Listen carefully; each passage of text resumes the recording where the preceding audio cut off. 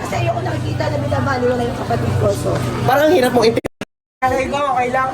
Oh, hindi na Hindi ka ba proud? Nawala ako kay Saidi, syempre wala siyang kaakbay. Ate, akbayin niya si Chona. Alam mo, Akbayin ni Saidi. kasama sabi ko lang, Elaine, pinapakita ko lang kay Saidi, tinuturuan ko lang maging malakas yung loob ng anak ko, makita niya yung lahat ng pananakit na ginagawa mo.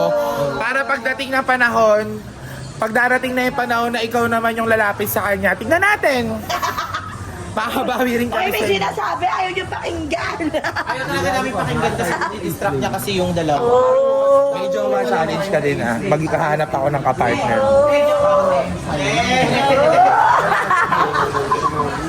Huwag ka pumayag, ba't ka tumatawa? Okay lang, Pumayag, Iiyak na kami si Saidi. parang hindi sila bagay. Totoo. Masyadong ano. May pasuhin ka uli. Kunyari Oo, dadaan sa ng mag-inasal tayo. Ganito gawin mo kunyari, may tatanong ka kay Ace. Tol, ito ba yung ginagamit mo? Ang bilis, bilis. Ang bilis. Tara, magpupunta tayo. Hindi, wala kayong pupuntahan.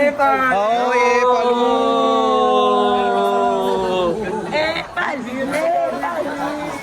Umiyak na naman siya. Ayaw talaga. Siyempre, isayin pa rin kami. Kahit pa paano. Ang gagawin natin doon tayo, sabay tayo kay Ace. Mimi! Kakonsensuhin natin sa tingnan natin si Ace. Mimi, ikaw.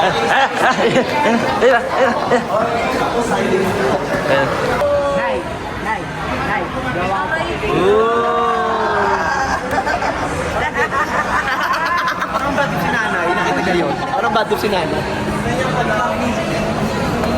Huwag nyo na kami tutukan ng camera. Gusto nyo rin napapaiya kami. So yun nga mga kapatid, ako pa rin ang magsasalita ngayon dahil nga si Ate Aya ay malat pa rin ang kanyang boses. Pero tignan nyo, nakikita nyo ba ang nakikita ko? Kasama sila.